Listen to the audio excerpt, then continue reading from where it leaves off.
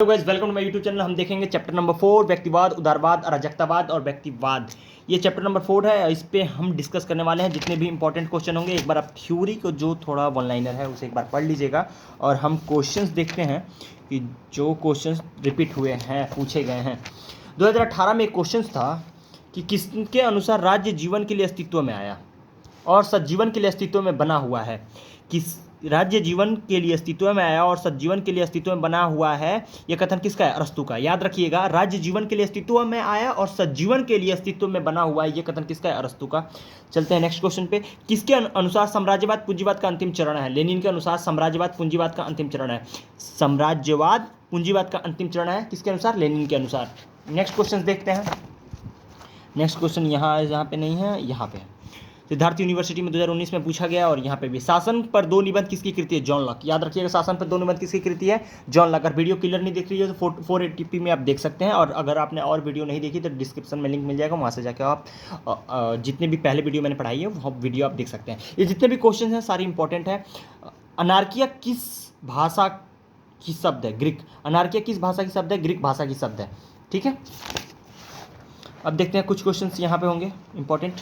DDU और Siddharth university में देखिए 2019 में 18 में पूछा गया है। ये यूनिवर्सिटी का इंपॉर्टेंट क्वेश्चन हो जाता है। निम्नलिखित में किसने निजी संपत्ति को चोरी घोषित किया है? पुंद्रो ने निजी संपत्ति को चोरी घोषित किया है। किसने किया है? पुंद्रो ने। नेक्स्ट क्वेश्चन देखते हैं। नेक्स्ट क्वेश्चन यहाँ पे नहीं, यहाँ पे है। राज्य एक सकारात्मक अच्छाई, यह कथन किसका है? उदारवादियों का। उदारवादियों का यह कथन है कि राज्य एक सकारात्मक अच्छाई है, यह कथन किसका है? उदारवादियों का। ठीक है, उदारवादियों का कथन है कि राज्य एक सकारात्मक अच्छाई, कथन किसका है? उदारवादियों का। नेक्स्ट क्वेश्चन देखते हैं।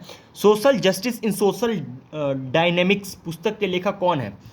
बोल्डिंग। बोल्डिंग जो है social justice and social dynamic पुस्तक के लेखक कौन है? बोल्डिंग। राज्य का आवश्यक बुराई है, यह किस विचारधारा का विश्वास है? यह है व्यक्तिवाद का। राज्य एक आवश्यक बुराई, यह किस विचारधारा का विश्वास है? व्यक्तिवाद का। उदारवाद एक दर्शन है जो अधिगम पनपा, ये कथन किसका है? ये कहाँ से जन्मा है? संयुक्त राष्ट्र अमेरिका से। ये कथन कहाँ से जन्मा है? संयुक्त राष्ट्र। उदारवाद एक दर्शन है जो अधिगम पनपा, अधिगम मतलब इसकी उत्पत्ति कहाँ से हुई उदारवाद की? ये हुई संयुक्त राष्ट्र अमेरिका से। ठीक है, उदारवाद एक निश्चय सिद्धांत बना। उदारवाद एक निश्चित सिद्धांत बना कहाँ से? 19वीं शताब्दी में। 19वीं शताब्दी में उदारवाद एक निश्चित सिद्धांत बना है कहाँ से? 19वीं शताब्दी में। और इसका उदय कहाँ से हुआ? संयुक्त राष्ट्र अमेरिका से। याद रखिएगा। वैज्ञानिक उदाहरणों पर व्यक्तिवाद का समर्थन किया गया है। वैज्ञानिक आधारों पर व्यक्तिवाद का समर्थन किया गया है। किसके द्वारा किया गया? हार्बर्ट स्पेंसर द्वारा ऐसा किया गया है कि वैज्ञानिक आधारों पर व्यक्तिवाद का समर्थन किया गया है। किस टॉपिक पे? हार्बर्ट स्पेंसर द्वारा। इस पे क्वेश्चन देखते हैं और जो इंपॉर्टेंट क्वेश्चन हैं वो सारे देख लेते हैं हम। देखिए यहाँ पे इंपॉर्टेंट है कि क्वेश्चन है। जिसकी लाठी उसकी भैंस, यह सिद्धांत प्रतिपादित किया गया किसके द्वारा? डार्विन द्वारा। डार्विन द्वारा ये कथन, जिसकी लाठी उसकी भैंस, किसके द्वारा है? डार्विन द्वारा। निम्नलिखित में से कौन आधुनिक व्यक्तिवाद का प्रवक्ता है? निम्नलिखित में से कौन आधुनिक व्यक्तिवाद का प्रवक्ता है? यह कथन 2017-18 में पूछा गया है, तो हाफ से। ठीक है, निम्नलिखित में से कौन राजनीतिक विचारक नव उदारवादी नहीं है? तो ग्रीन है। कल्याणकारी राज्य की अवधारणा अनिवार्यतः एक संश्लेषण है। कल्याणकारी राज्य की अवधारणा अनिवार्यतः एक संश्लेषण, उदारवाद एवं समाजवाद का। अब आप पूछेंगे सर आप ऐसे क्वेश्चंस क्यों बता रहे हैं? ऐसे क्वेश्चंस इसलिए बता रहा हूँ कि जब भी आप एग्जाम में बैठे तो इस टाइप के क्वेश्चन रिपीट होते रहते हैं, तो आपको ये क्वेश्चन तो ना छूटे। ठीक है, जो बार बार पूछे गए हैं। व्यक्तिवादियों का यह मानना है कि व्यक्तियों को पूर्णतः स्वतंत्र छोड़ देना चाहिए, क्योंकि ताकि वह अपने लिए कार्य करना सीख सकें। ठीक है, ताकि वो अपने लिए कार्य करना सीख सकें। इंग्लैंड में उदारवाद का एक प्रमुख प्रवक्ता था। कौन था वो? लॉक था। ठीक है, अराजकतावाद प्रादेशिक एवं व्यावसायिक क्षेत्र में विकेंद्रीकृत व्यवस्था का समर्थन करने वाली सर्वप्रथम तथा सर्वोच्च विचारधारा, यह कथन किसका है? प्रोंथ्रो का। किस विचारधारा को मैकियावेलियन दर्शन कहा जाता है? सर्वाधिकारवाद। सर्वाधिकार को मैकियावेलियन दर्शन कहा जाता है। उदारवाद की आत्मा किसे कहा जाता है? लॉक को। उदारवाद की आत्मा किसे कहा जाता है? लॉक को। मुफ्त श्रम की व्यवस्था संबंधित है उदारवाद से। मुफ्त श्रम की व्यवस्था संबंधित है उदारवाद से। उदारवादी सिद्धांत के अनुसार राज्य किस साध्य के लिए एक साधन है। उदारवाद सिद्धांत के अनुसार राज्य किसी साध्य के लिए एक साधन है। अभी आपको मैंने जब ये पॉइंट आपने यहाँ देखा होगा तो ये टॉपिक इसलिए मैं कह रहा हूँ कि थ्योरी एक बार पढ़ लेना। देखिए, एक सर्वोच्चम सामाजिक संस्था, प्रथम क्या है, राज्य साध्य है और व्यक्ति साधन। राज्य सर्वोच्च सामाजिक संस्था है, वही क्वेश्चन को इसने यहाँ पूछ दिया है। उदारवादी सिद्धांत के अनुसार राज्य क्या है, किसी साध्य के लिए एक साधन है। ठीक है। उदारवाद का मूल सिद्धांत है व्यक्तिक स्वतंत्रता। व्यक्तिक स्वतंत्रता उदारवाद का मूल सिद्धांत है। ठीक है।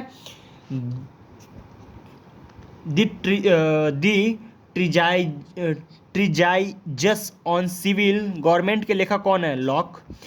अ थ्योरी ऑफ जस्टिस पुस्तक के लेखक कौन है, जॉन लॉक। संपत्ति का ट्रांसिप सिद्धांत प्रतिपादित किया है महात्मा गांधी द्वारा। ठीक है, महात्मा गांधी द्वारा। अनिच्छुक प्रजातिवादी किसे कहा जाता है, जे एस मिल को। ठीक है। Lectures on the principle of the political obligations, ये रचना किसकी है, ग्रीन की। किसके अनुसार आर्थिक उदारवाद के समर्थक हैं, एडम स्मिथ। एडम स्मिथ हैं जो आर्थिक उदारवाद के समर्थक हैं। राजनीतिक क्षेत्र में उदारवाद के अभिवचन किया है किसने, अबे तेरी, इसका तो ऑप्शन ही नहीं दिया है, हद्दी हो गई। व्यक्तिवाद का नैतिक औचित्य किसने प्रस्तुत किया, ग्रेसियस ने। ग्रेसियस जो है व्यक्तिवाद का नैतिक औचित्य किसने प्रस्तुत किया है, ग्रेसियस ने। उदारवाद का मूल तत्व है, उदारवाद का मूल तत्व है व्यक्तिक स्वतंत्रता। उदारवाद का मूल तत्व है व्यक्तिक स्वतंत्रता। यह विचार किस विधि स्वतंत्रता एक दूसरे के विरुद्ध समर्थित हैं, अराजकतावादियों द्वारा। यह विचार किस विधि स्वतंत्रता द्वारा एक दूसरे के विरुद्ध समर्थित हैं, अराजकतावादियों द्वारा। सॉरी, मैं क्वेश्चन दिखा देता हूँ, ये था क्वेश्चन, अराजकतावादियों द्वारा। ठीक है। नेक्स्ट क्वेश्चन है, 19वीं शताब्दी में उदारवादी विचारक राज्य को मानते थे, राज्य को क्या मानते थे, एक लोक कल्याणकारी संस्था। ठीक है। व्यक्तिवादी पक्षधर हैं राज्यों को कार्यों के संबंध में यथार्थ बनाए रखने के। निम्नलिखित में कौन सी विचारधारा सरकार एवं सभी प्रसिद्ध स्थानिक सत्ता को व्यक्तिक स्वतंत्रता के लिए बाध्य मानती है, व्यक्तिवाद। निम्नलिखित में से किसका उदारवाद से मेल नहीं है, लोक कल्याणकारी राज्य। हिंद स्वराज के लेखक हैं महात्मा गांधी। हिंद स्वराज के लेखक कौन है, महात्मा गांधी। हिंद स्वराज के लेखक कौन है, महात्मा गांधी। निम्नलिखित में किसका उदारवाद से मेल नहीं हो सकता, आदर्शवाद का। आदर्शवाद का उदारवाद से मेल नहीं हो सकता, ऐसे ही रट्टा मारी, आदर्शवाद का उदारवाद से मेल नहीं हो सकता। उदारवाद का आदर्शवाद से मेल नहीं हो सकता, उदारवाद से मेल नहीं, सॉरी, किसका उदारवाद से मेल नहीं हो सकता, आदर्शवाद का। आदर्शवाद का उदारवाद से मेल नहीं हो सकता। ऐसे क्या होगा, एग्जामिनर में जब आप बैठोगे 1 2 बार 10 बार 5 बार आप ऐसे पढ़ लोगे ना, तो एग्जाम में जब बैठोगे तो आपको लगेगा हाँ ये मैंने पढ़ रखा है, इसका ऑप्शन ये होगा। अराजकतावाद को जन्मदाता माने जाते हैं, पुंद्रो को अराजकतावाद के जन्मदाता माना जाता है। ठीक है। और संपत्ति क्या है, किसकी रचना है, तो पुंद्रो की रचना है। ये प्रुंधो के कहा जाता है, प्रुंधो, सॉरी, इनको प्रुंधो कहा जाता है, पुंद्रो नहीं है, प्रुंधो है। ठीक है। संपत्ति क्या है, किसकी रचना है, तो प्रुंधो की। ठीक है। मैंने ज़्यादा उसको वो ना करना पड़े तो मैंने ऐसे ही याद कर लिया था, मैं अपने टाइम का बता रहा हूँ कि मैं भूलूँ नहीं, जहाँ पुंद्रो देखेंगे वहाँ मैं मान लूँगा कि संपत्ति क्या किसकी रचना है, तो पुंद्रो की। तो मैंने अपने लिए याद किया था, तो वही, इसलिए दिमाग में आप कोई चीज़ डाले रहते हैं तो वही निकलता है। एक राज्य सिद्धांत के रूप में उदारवाद के पृथक तत्वों का मिश्रण है, इसमें एक लोकतंत्र और दूसरा व्यक्तिवाद है, किसका कथन है, तो लॉक का है। ठीक है। किस विचारक ने व्यक्ति के कार्यों को 2 भागों में विभाजित किया है, तो मिल ने। ठीक है। पुलिस राज्य की अवधारणा संबंध है, पुलिस राज्य की अवधारणा संबंध है किससे है, तो अराजकतावादियों से।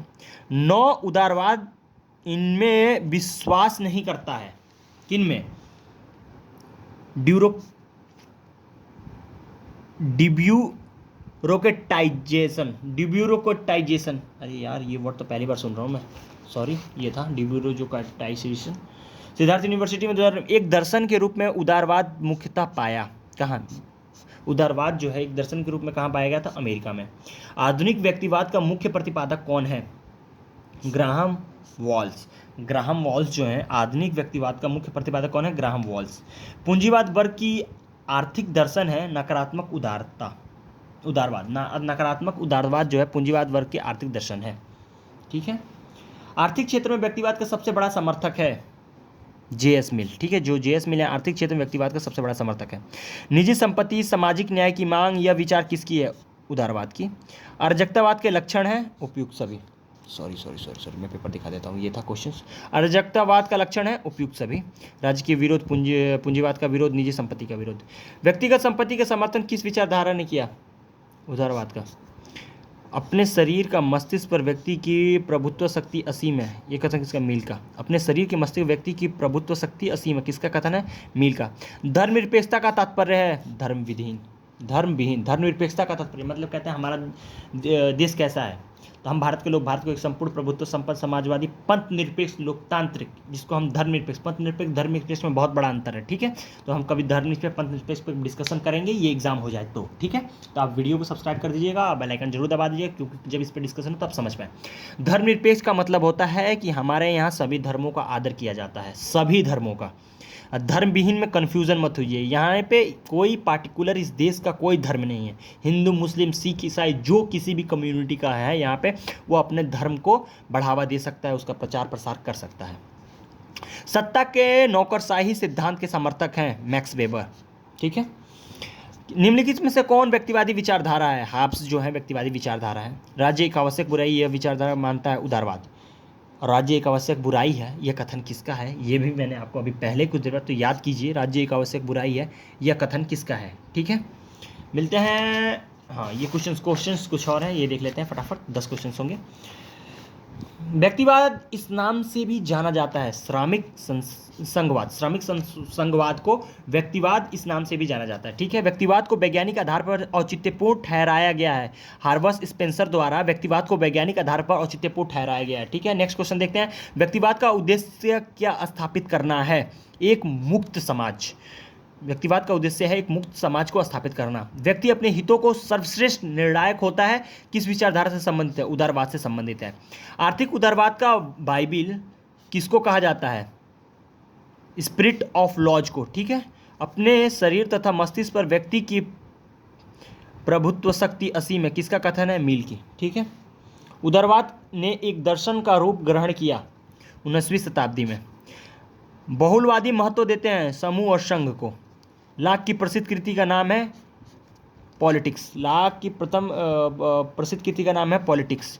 उदारवाद विस्तार में प्रस्तुत किया गया लॉक द्वारा। उदारवाद विस्तार में किसके द्वारा प्रस्तुत किया गया? लॉक द्वारा।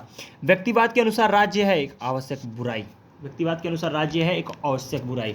चैप्टर नंबर 5 हम डिस्कस करेंगे नेक्स्ट वीडियो में। मिलते हैं दोस्तों नेक्स्ट वीडियो में। थैंक्स फॉर, कुछ कमियां रह रही हैं तो कमेंट सेक्शन में आप कमेंट्स कर सकते हैं और उसको मैं नेक्स्ट वीडियो में सुधार के ला दूंगा, और कोई प्रॉब्लम हो तो आप कमेंट सेक्शन में बता सकते हैं। मिलते हैं नेक्स्ट वीडियो में। Thanks for watching.